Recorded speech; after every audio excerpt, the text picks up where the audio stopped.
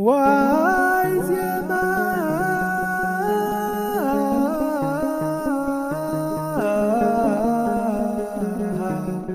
ذا سماي كوبا سماي نايت خالق كفلي تمرتنا لو معنتي كنودينا دحر حز تمرت توديو مالتي كان بطعم سفيحيو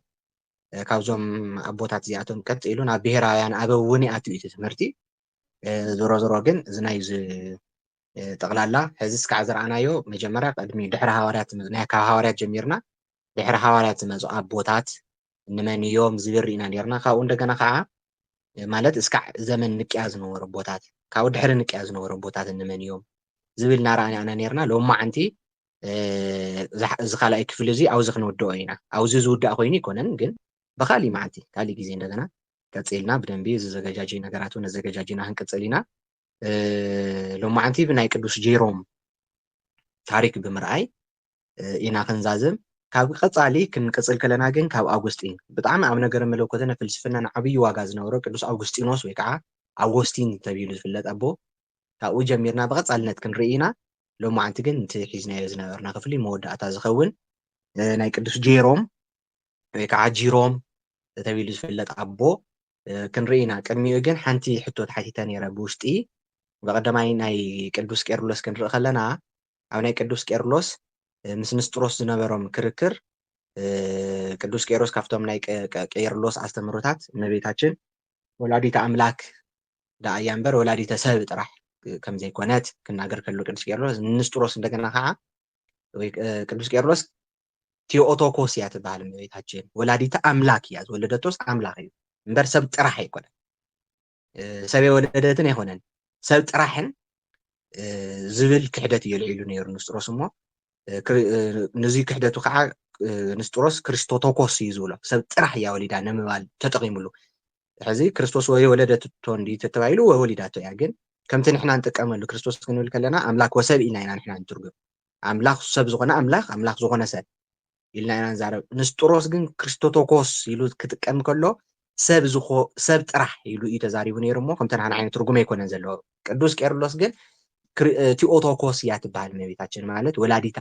አምላክ ዝብል አምላክ ጥራሕ መለኮት ጥራሕ ወሊዳ ማለቱ ከዓ ኣይኮነን ቲኦቶኮስ ማለት ቲኦ ብግሪክ ያው አምላክ ወይ ከዓ መለኮት ዝብል ትርጉም እዩ ዘለዎ እና ስጋ ዝተዋሃደ አምላክ እያ ወሊዳ ሓደ አምላክ ወይ መለኮት እያ ወሊዳ ዝብል እንትኒ ነይርዎ ካብኡ ግን ክትሕቶ ታይሉ እዩ መፅዩኒ ትሕቶ እንድሕር ሰብ እያ ወሊዳ እንድሕር ኢሉ ቄርሎስ እሲ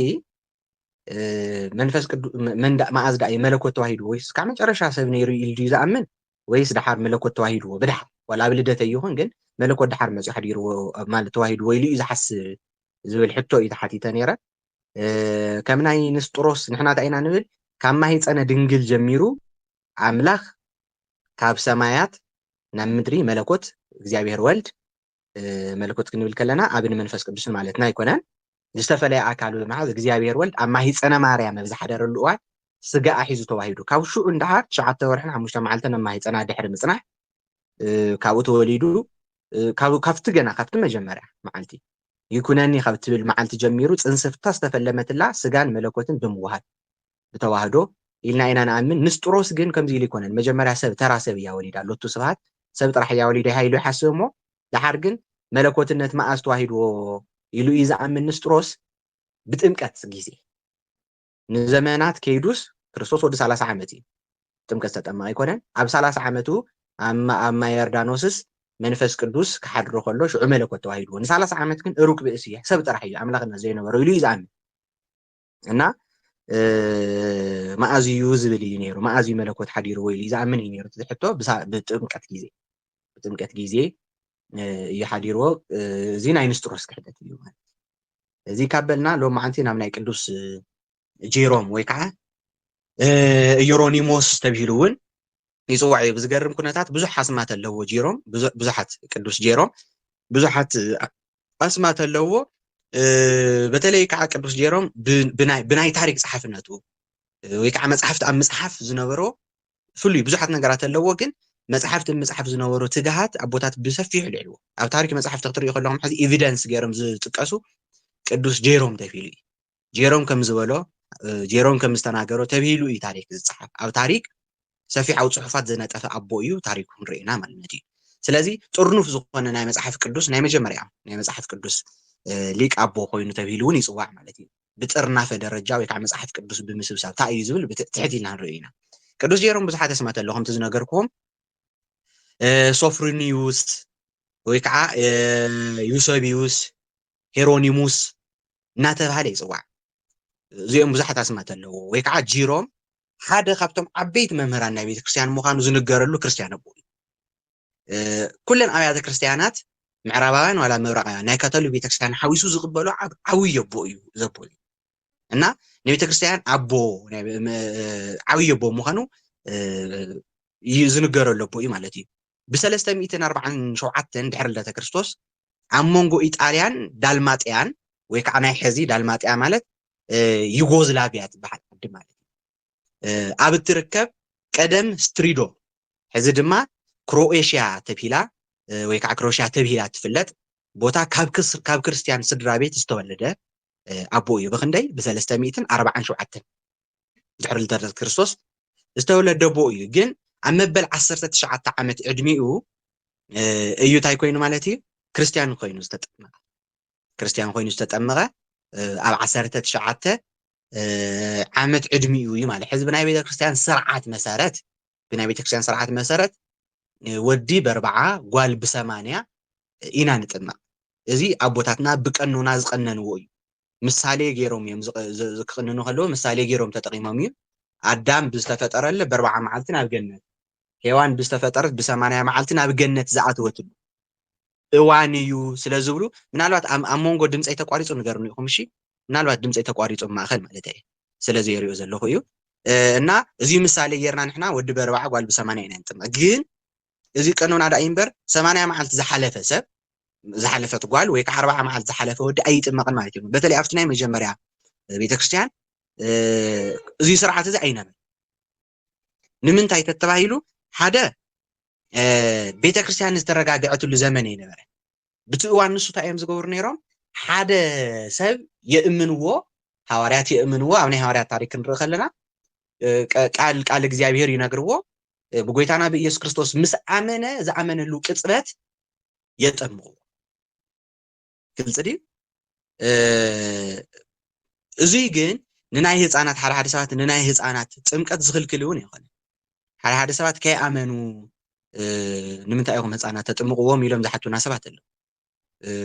ዝኣመነ ዝተጠመቀ ይድሕን እዩ ዝብል ኣሚንካ እዩ ዝጥምቕ ትኽክል እዩ ኣሚንካ ኢኻ ትጥምቕ ነገር ግን ከኣምኑ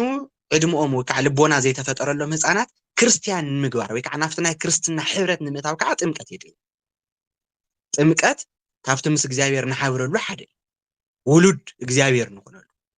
ውሉድ እግዚኣብሔር ኣሚንካ ኢኻ ትኸውን ግን ልቦና እስካዕ ዝረኽቡ እቶም ቆልዑ ኣብቲ ናይ ክርስትና ሕብረት ክስብስቦ ቤተክርስትያን ስርዓት ሰሪዓ ማለት እዩ ብ40 ብ80 ኢላ ሰሪዓ በቲ እዋን ንሱ ግን ቤተሰቦም ከኣምኑ ከለዉ ናይ ልድያ ታሪክ እውን ክንርኢ ከለና ናይ ቆርኔሌዎስ ግብረ ሐዋርያት ምዕራፍ 10 እውን ክንርኢ ከለና ቆርኔሌዎስ ኣሚኑ ምስ ቤተሰቡ ተጠሚዩ ዝኣመነ ቆርኔሌዎስ እዩ ዝነገረና ዲቴል ካልኦቶም ኣሚኖም ኣሜን ኢሎም ዝብል ኣይንረክብን ምስ ቤተሰቡ ልድያ እውን ብተመሳሳሊ በቲ ዝተነገራ ናይ ሐዋርያት ትምህርቲ ኣሚና ምስ ቤተሰባ ተጠሚዩ ዝብሉ ኣስተምህሮታት ኣለዉ ምስ ቤተሰብ ምጥማቕ ዝንቀፍ ኣይኮነን ነገር ግን 40 ብ40 መዓልቲ እናተፀበዩ ግን ከዓ ኣይኮነን ሐዋርያት ዘጥምቁ ነይሮም ድሓር ዝተሰርሐ ስርዓት እዩ ማለት እዩና ጄሮም ብ10 ወላ ናይ ክርስትና ቤተሰብ ዝተወለደ ዋላ ተነበረ ካብ ክርስቲያን ቤተሰብ ዝተወለደ ዋላ ተኾን ብ19 ዕድሚኡ ግን እንታይ ኮይኑ ማለት እዩ ተጠሚዩ ብምቕፃል ጄሮም ካብ ቀንዲ ዝፍለጠሉ በቲ ንሱ ዝረኸቦ ዝእክቦ ዝነበረ ጥንታዊ ወይ ከዓ ክላሲካዊ ጽሑፋት እቶም ጥንታውያን ጽሑፋት ዝኣከቦም ጥንታውያን ጽሑፋት ሙር ዝፍለጥ ብኡ እዩ ከም ክኢላ ሊቅ ድማ ከም ሓደ ዓብይ ክኢላ ወይ ከዓ ከም ሓደ ጎበዝ ሊቅ ካብ ቅድስንኡ ሓሊፉ ማለት እዩ ድማ ቤተክርስትያን ምዕራባዊ ናይ ምዕራባውያት ቤተክርስትያናት ካቶሊክ ኮነ ምብራቃውያን ኦርቶዶክስ ኩላተን ኣኽቢረን ዝሪኦኦ ዓብይ ሊቅ ኣቦ እዩ ጄሮም ምስ መብዛሕትኡ ምስ መሓዝኡ ቦኖሱስ ድሕሪ 364 ድሕሪ 364 ድሕሪ ልደተ ክርስቶስ ከቢሩ ፍልስፍናውን ግሪካውን ወይ ከዓ ሮቶሪካውን መጽናዕቲ ክገብር ናብ ሓንቲ ባሕሪ ኣድሪያቲክ እትርከብ ደሴት ኣብ ሓንቲ ገዳም ከደሞ ኣብኡ ተማሃረ ማለት እዩ ድሕሪ ክንደይ ዓመታት ማለት ድሕሪ ኣከባቢ ናብ 19 ዓመታቱ ኣከባቢ ኣብ 20ታት ቲኔጀር እናሃለየ ናብ ሓንቲ ደሴት ብምኻድ ኣብኡ ምህሮ ግሪካዊ ወይ ከዓ ሬቶሪካዊ ዝበሃል ናይ ፍልስፍና ትምህርቲ ተምሃረ ማለት እዩ ኤሊሲዩስ ዶናቱስ ብተባሃለ መምህር ድማ ብሰዋሱ ናይ ፍልስፍና ሰዋሱ ሰልጠን ጄሮም ድሕሪ ምልዋጡ ማለት ክርስቲያን ድሕሪ ምዃኑ ድሕሪ ክርስትንኡ ብኡ እዩ ብፍሉይ ስምዒት ናብ ናይ ንስሓ ህይወት ዝኣተወ ወይ ከዓ ዝተመልአ ማለት እዩ ክርስትና ናይ ክርስትና ትምህርቲ ኣሚኑ ድሕሪ ምልዋጡስ ካፍቲ ስጋዊ ማንነት ሓሊፉ መንፈሳዊ ሰብ ምስ ኮነ ካፍቲ ምድራዊ ጥራሕ ሓሳብ ናፍቲ ሰማያዊ ሓሳብ ብሰብ ጥራሕ ዘይኮነ ወይ ከዓ ዓለማዊ ጥራሕ ዘይኮነ ብክርስቶስ ድሕሪ ምእማን ድሕሪ ምልዋጡ ብኡ ገይሩ ናፍቲ ስጡም ዝኾነ ወይ ከዓ ጥልቂ ዝኾነ ናይ ንስሓ ህይወት ተመሊኡ ማለት እዩ ጀይሮ እዚ ድማ ብዛዕባ ገሃነም ዝነበሮ ዘሰቅቕ ኣመለኻኽታ ክኸውን ይኽእል እዩ ማለት እዩ ብዛዕባ ናይ ገሃነም ዝሰምዑ ዝነበረ በተለይ ትሕት ኢሉ ዝገለጾ ሓደ መምህር ኣሎ ወይ ከዓ ሓደ ጽሑፍ ናይ ሓደ መምህር ጽሑፍ ስለ ገሃነም ዝተነገሮ ነገር ከንብብ ከሎ ብጣዕሚ ይስቅቕ ስለ ዝነበረ ካብዚ ናይ ገሃነም እሳት ህይወት ንምምላጥ ወይ ከዓ ካብኡ ንምድሓን ቀዲሙ እንታይ ገይሩ ማለት እዩ ናብ ናይ ንስሓ ህይወት ዝኣተየ ኣቦ እዩ ማለት እዩ እዚ ምክንያት ዝኾነ ናይቲ ጽሑፍ ትሕት ኢልና ንሪኦ ኢና ካብቲ ጽሑፍ ብጋሲ ሎሚ ይናገሩ እዞም ናይ ታሪክ ጸሓፍቲ ማለት እዩ ብዛዕባ ገሃነም ዝጸሓፎ ነርኣዮ እስክትስብ ብዛዕባ ናቱ ጽሑፍ ኣይኮነን ናይ ካሊእ ሰብ ጽሑፍ እዩ ግን እቲ ጽሑፍ ከምዚ ይብል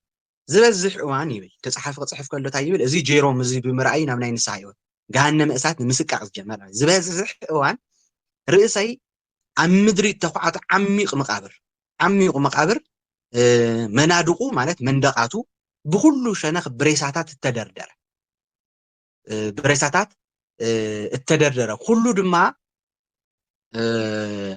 ኩሉ ድማ ነቲ ቀልጢፎም ናብ ሲኦል ይወርዱ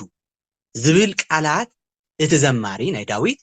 ክፍፅም ከም እተልዓለ ብጸላም እተጎልበበ ዓሚቕ ክትኣቱ ረኽባ ንሰውነተይ እዩ ናብዚ ክትኣቱ እየ ዝረኽባ ተጻሓፉ ዝጻሓፉ እዩ እዚ ከንብብ ከሎ ጀይሮም ከዓ ይስቀቕ ነይሩ ነዚ ንባብ እዚ ወይ ከዓ ናይ ሲኦል ህይወት ማለት እዩ ኣብ ዝኾነ ኣብቲ ይቕፅል ሞታይ ይብል ተጻሓፊ ክጽሕፍ ከሎ ኣብ ዝኾነ ኣብቲ እቲ ብመስኮት ዘይኮነ ካብ ላዕሊ ብቐዳዳት ሾሊኹ ዝኣቱ ብርሃን መሲሉ መሊሱ ነቲ መሰክሕ ጸላም ዝግድድ እዩ ዝመስል እዩ ግና ርእስኻ ንቕድሚት ኣቢልካ ክትስጉም ከለኻ እቲ ጸልማት ለይቲ ግብ ኢሉ ተዓጽዎ እሞ እቲ ኣብ ኩሉ ራዕዲ ነጊሱ ብሓንሳእ ምድሪ ንባዕላ ጸጥ ኢላ ዝብል ናይ ቨርጂን ቃላት ናብ ኣእምሮ ይመጸኒ ኢሉ እቲ ጸሓፊ ፀዊዕዎ ቨርጂል ዝበሃል ጸሓፊ ናቱ ቃላትስ ናብ ኣእምሮ ይመጸኒ ናብ ኣእምሮ እዚ ብዛዕባ ናይ ሲኦል ነገር ክሳዕ ክንደይ ብሓሳቡ ዘጨንቆ ነገር ከም ዝነበረ ዘመላኽት ነገራት እዩ ማለት እዩ እዚ ቨርጂል ዝበሃል ሰብ ዝጸሓፎ ጽሑፍ እዚ ብምንባብ ኣዝዩ ናይ ሲኦል መስካሕክሒ ህይወት ይጽየፎ ነበረ እሞ ናብ ንስሓ ከኣቲ ዝመርሖ ምንባሩ ይነግረና ማለት ጂሮም እምበኣር ካብ ነፍሰ ወቀሳዊ ስምዒታት ንምህዳም ማለት ካፍቲ ናይ ንስሓ ህይወት ማለት እዩ ንምህዳም ናብ ገዳም ክዕቆ መሪጹ ማለት ካብዞም ንስሓ ብዘይ ምእታውካ ዝመጽኡካ ነገራት ዓለማውያን ነገራት ብምህዳምስ ናብ ናይ ገዳም ህይወት ከይዱ ክዕቀብ መሪጹ ማለት እዩ ነዚ ናብ ኢየሩሳሌም ክገብሩ ዝሓሰበ ንግደት ግን ኣብ አንጾኪያ ምስ በጽሐ ናብ ኢየሩሳሌም ንንግደት ክኸድ ሓሲቡ ነይሩ ነገር ግን ዝንግደት እዚ ኣብ አንጾኪያ ምስ በጽሐ ብምኽንያት ስእነት ጥዕና ብዙሕ ናይ ጥዕና ጸገም ስለ ዝነበሮ ክቋርጾ ተገዲዱ ማለት እዩ ግና ኣብ ምድረ በዳ ኮይኑ ንኽልተ ዓመትን ፈረቓን ዝኸውን ብምንኩስና ህይወት እንታይ ገይርዎ ማለት እዩ ኣሕሊፎ ኣብ አንጾኪያ ገና ክበጽሕ ናብ ኢየሩሳሌም ቀደም ምኻዱ ያው ጥዕና ጸገም ስለ ዘጋጠመ ኮይኑ ንኽልተ ዓመትን ፈረቓን ንኽልተ ዓመትን ፍርቅን መንፈቕ ኣብቲ ናይ ምንኩስና ህይወት ጸኒሑ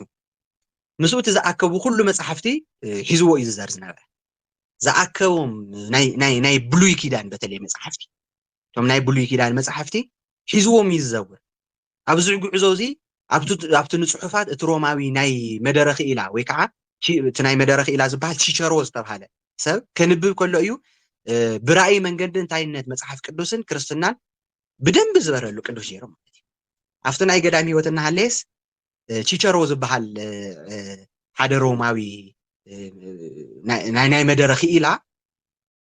ناتو صحف كنبب كلوس برأياوي من قدي ويكعا برأي ملك انتاينت مصحف قدوس كريستيان بريلو ناي مصحف قدوس كريستيان ويكعا ناي حديث كيدان مصحف بريلو برغص ايو او زواني زي مصحف قدوس بمدبل يلن بمالت كمز حز ماتيوس مارقوس إلنا بحد نرخو يلن بزرزر يوم زلو ماتيوس نبينو بحد تقلل ما ناي مارقوس وانجيل ناي لوقاس ناي يوحنس ناي باولوس ملأكتاتكم بتنتن قلت ناي كريستيان مصحف ناي كريستيان مصحف قدوس جن برأياو ملك بريلو فلوي أدهبو دحر مبرها لقع فلوي أدهبو عم مصحف قدوس خجبر اتن زمانات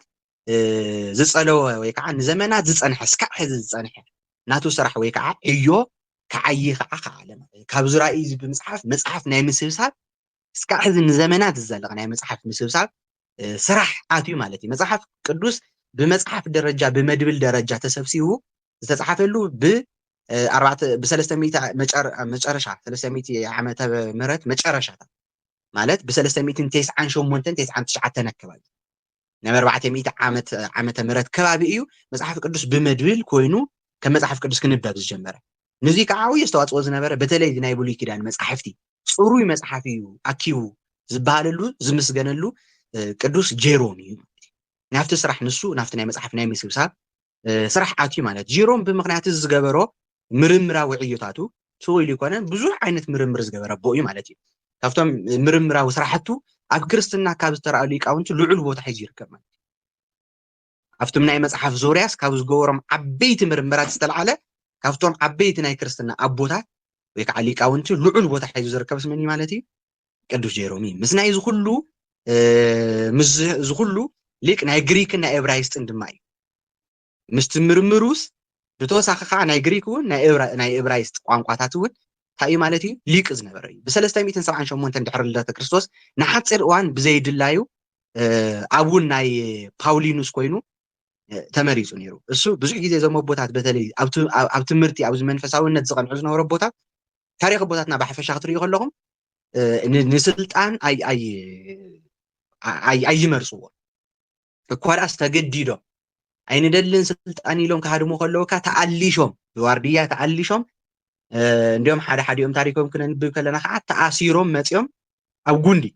ተኣሲሮም እውን ስኢሎም ኣይኮነን ብጉንዲ ኣብ ጉንዲ ኣሲሮምስ ከይነቃነቆ ኣሲሮም ኣምጽዮም እዮም ናብ ስልጣን ዘደይዎም ዝነበሩ ማለት በጣም ዝገርም ኩነታትና ብዘይድልየቱ ነገር ግን በቃ ኣብቲ ናይ መጀመርያ ናይ ክርስትና ህይወትስ እዚ እዩ ነይሩ ኣነ ክመርሕ ይክእልን ነቲ ናይ ማሕበር ክርስትና ብትሕትና ማለት እዩ ከምዚ ዓይነት ህይወት እዩ ነይሩ ሕዚ ስልጣን ንምርካብ ከመይ ከም ንጓየ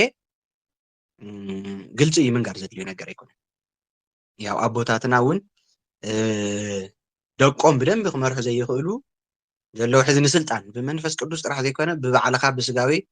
ነገራት እውን ክትምራሕ ስለትምከር እዩ ብ378 ግን ንሓፂር እዋን ብዘይድላዩ ዋላ ንሓፂር እዋን ይሁን ግን ብዘይድላዩ ናይ ፓውሊኑስ ኣቦ ኮይኑ ተመሪጹ ነይሩ ማለት እዩ እንተኾነ ኣዝዩ ወይ ከዓ ብበዝሒ ኣብ ነፍሰ ቅጽዓታዊ ህይወት እዩ ተጸሚዱ ማለት ነፍሰ ቅጽዓታዊ ማለት ኣብዚ ምንኩስና ህይወት ብትህርም ብጾም ብጸሎት ዝነበረ ቦይ ማለት እዩ ንሱ ምስ ብዙሓት ካብቶም ኣብ ክርስትና ዓብይ ጽለዋ ዘምጽኡ ከምኒ ጎርጎርዮስ በዓል ናዚያንስ ወይ ከዓ ጎርጎርዮስ ዘእንዚናዙ ዝበሃል ከምኡውን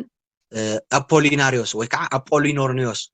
ዝበሃል ወይ ከዓ አውሊናሪዮስ ዝበሃል አውሊናሪዮስ መናፍቅ ግን ብምንፍቅናዊ ሞሮ ከይተወገዘና ሃለ ሕዚ ክነልዕል ከለና ምስኒ ጎርጎርዮስ ዘእንዚናዙ ምስኒ አውሊናሪዮስ ክንብል ከለናስ አውሊናሪዮስ ሓደ እዩ ግን ብዙ እዋን እዚ ኣይተወገዘን ነይሩ ድሓር አውሊናሪዮስ ማለት መንፈስ ቅዱስ ህጹጽ እዩ ብዝብል ክሕደቱ ዝተወገዘ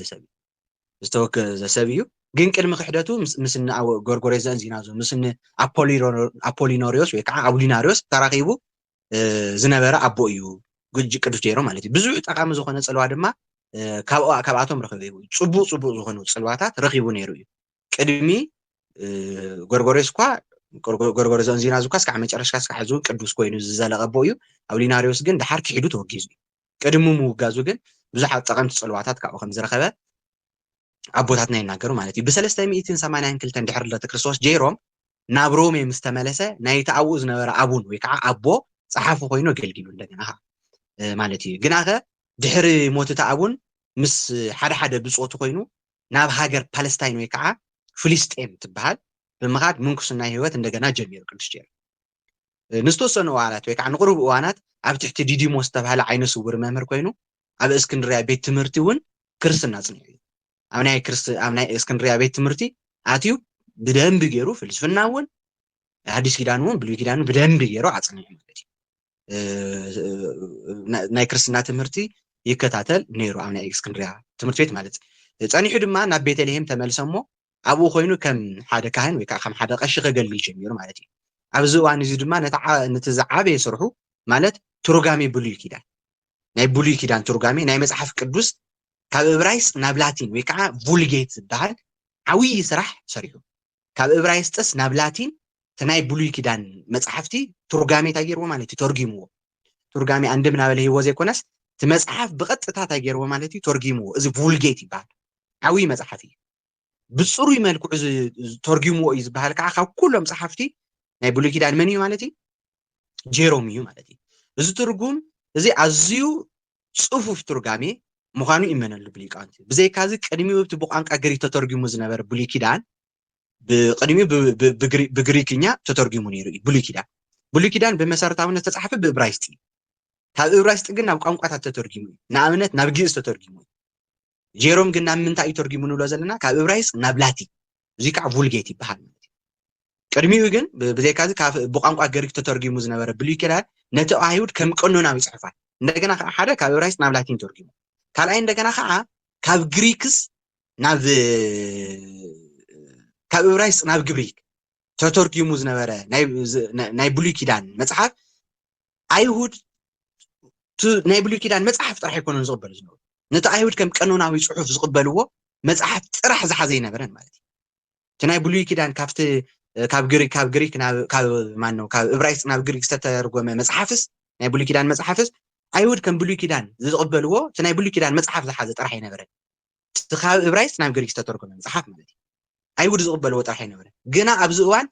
እዚ ኣፖክሪፋ ወይ ሕቡእ መፅሓፍ ተባሂሉ ዝፍለጥ ካልእ መፅሓፍቲ ድማ ጠቕሊሉ ነበረ ማለት እዩ እቲ ናይ ብሉይ ኪዳን ግሪካውያን ብትርጉም ዝወሰድዎ ካብ ዕብራይስጥ ናብ ግሪክ ዝተተርጎመ ፅሑፋቶምስ ኣፖክሪፋ ዝበሃሉ ፅሑፋት ነይሮም ኣፖክሪፋ ማለት ሕቡእ ማለት እዩ ሕቡኣት መፅሓፍቲ ዝበሃሉ ኣለው እዚኣቶም እዞም ኣፖክሪፋ ብዙሓት ኣፖክሪፋታት እዮም ዘለዉ ናይ ሃዋርያት ኣፖክሪፋ ብዙሓት ኣፖክሪፋታት እዮም ዘለዉ ናይ ግብረ ሃዋርያት ኣፖክሪፋ ዝበሃሉ ኣፖክሪፋታት ብቻ ብዙሓት እዮም እዞም ሕቡኣት ዝበሃሉ ሕዚ ኦርቶዶክሳዊት ተዋህዶ ቤተክርስትያን ትቕበሎም ኣፖክሪፋታት ኣለዉ ፅሑፋት ማለት ሕቡኣት ዝበሃሉ ፅሑፋት ኣለዉ ሕቡኣት ፅሑፋት ክብለኩም ከለኹ ግን ከም ዘይፍለጡ ማለት ኣይኮነን ግልፂ ድዩ ተሓቢኦም ዝነበሩ ዳሓር ዝተገነዩ ማለት እዩ እምበር ከምዞም ኣብ ሓደ መፅሓፍቲ ሕዚ ናይ ጭንቆላ ዝመስል ኣብ ሓደ ከም ንሽን ቃሉ ስለ ዝኸበደኒ እምበር ኣብ ሓደ ፅሑፋት ብቻ ሕቡኣት ኣስማት እግዚኣብሔር ተባሂሎም ፀፀፀ ዝበሃሉ ክርስቲያናዊ ዝኾኑ ፅሑፋት ይኹን ክብል ዘለኹ ኣብ ናትና መፅሓፍቲ በተለይ ኣብ ዓለም ዘየላ ኣባና ብጣዕሚ ምሕር ብዝኾነ መልክዑ ኣሎ ሓደ ፅሑፋት ያው መፅሓፎም ካብ ምቃዝ ክቁጠብ ስለ ዘለኒ እየ እምበር ያው ክነግረኩም ከለኹ ንዓኻትኩም እውን ግልፂ ስለ ዝኾነ መፅሓፍቲ ክትከፍቱ ከለኹም ኣብ ሓደ ናይ እግዚኣብሔር ሕቡኣት ስማት ተባሂሎም ፀፀፀፀፀ ገለመለ ዝብሉ ፅሑፋት ኣለዉ ሕቡኣት እንድሕር ኮይኖም እዚኣቶም ክዳመን ተረኺቦም ሕቡእ ተኮይኑ ክርከበ ይኽእልን ተተረኺቡ ከዓ ሕቡእ ክኸውን ይኽእል እዞም ኣፖክሪፋ ንብሎም ዘለና ፅሑፋት ተሓቢኦም ነይሮም ዘይተረኽቡ ነይሮም ድሓር ዝተረኽቡ ማለት እዩ ነገር ግን ቤተክርስትያን ኩሎም ኣፖክሪፋታት ከዓ ትቕበሎም እያ ማለት ኣይኮነን ዘይትቕበሎም ኣፖክሪፋታት ከዓ ኣለዉ ኩሉ ኣፖክሪፋስ ብሽም ኣፖክሪፋ ይትቕበሎም ዝተወሰኑ ትቕበል እያ እሳቶም ኣብ ናይ መፅሓፍ ቅዱስ ፅንዓት ወይ ትምሃርዎም ተኾኑ ወይ ከዓ ብካሊእ ግዜ ንሕና እውን ክንሪኦ ንኽእል ኢና ትቕበሎም ዘይትቕበሎም ኣፖክሪፋታት እኒህው እዮም ማለት እዩ ዞሮ ግን እዞም ኣፖክሪፋታት ወሲኾም ነይሮም እዞም ካብ ዕብራይስጥ ናብ ግሪክ ትርጎም ከሎስ ትናይ ብሉይ ኪዳን መጽሓፍቲ ኣይሁድ ዝቕበልዎ ናይ ብሉይ ኪዳን መጽሓፍ ጥራሕ ዘይኮኑ ተርጊሞምስ ዞም አፖክሪፋታት ዝብሉ እውን ተርጊሞም ካሊእ እውን ዘጠቃለለ እዩ ነይሩ ናብ ግሪክ ዝተተርጎመ ማለት እዩ ጅሮም ነዚ ትርጉም እዚ ነዚ ክትርጉም ከሎ እቲ ኣብ ብሉይ ኪዳን ናይ ኣይሁድ ወይ ከዓ ናይ ኣይሁድ መጽሓፍ መጀመርያ ብዕብራይስጥ ዝተጻሕፈ ማለት እዩ ነቢያትን ካልኦት ኣቦታትን ከም ሙሴ ዝመሰሉ ኣቦታት ከም ዳዊት ዝበሉ ናይ መዝሙር ብቻ ናይ ኣይሁድ ኣቦታት ቶም ናይ ብሉይ ኪዳን መጽሓፍቲ ወይ ከዓ ኣይሁድ ዘለዎ መጽሓፍቲ ዘየለ መጽሓፍቲ ንበይኑ ፈልዩ ማለት ዞም አፖክሪፋታት ተባሂሎም ምስ ብሉይ ኪዳን ተሓዊሶም ዝነበሩ መጽሓፍቲ ክፍለዩ ዝገበረ ጀይሮም እዩ ሕዝሳቶም የለውን ኣብዚ ናይ ብሉይ ኪዳን መጽሓፍቲ ዞም አፖክሪፋ ዝበሃሉ የለው ዝተወሰነ ቅዱስ አትናቴዎስ አፖክሪፋ ኢሉ ዝጽውዖም ኣለዎ በርግጽ ከም እነ መጽሓፍ አስቴር ሲራክ ገለ ኣለዉ አፖክሪፋታት ተሓቢኦም ነይሩ ዳሓር ዝተረኸቡ ገለ ኢሉ ዝጽሕፎም ዝረኽቦም ማለት እዩ ግን ኣብቶም ናይ እዚኣቶም ዞም ሕዚ ንጠቕሶም ዘለና ንመጽሓፍ አስቴር ገለ ኣብ ናይ ኣይሁድ መጽሓፍቲ ዘለዉ እዮም ሕዚ እውን ዘለዉ ዝተኸተቱ እዮም ቶም ካብ ዕብራይስጥ ናብ ግሪክ ተጻሒፎም ዝነበሩ ግን ዘየለዉ ካብዞም ናይ ብሉይ ኪዳን መጽሓፍቲ ኢልና ሕዚ ንጽውዖምስ ዘየለዉ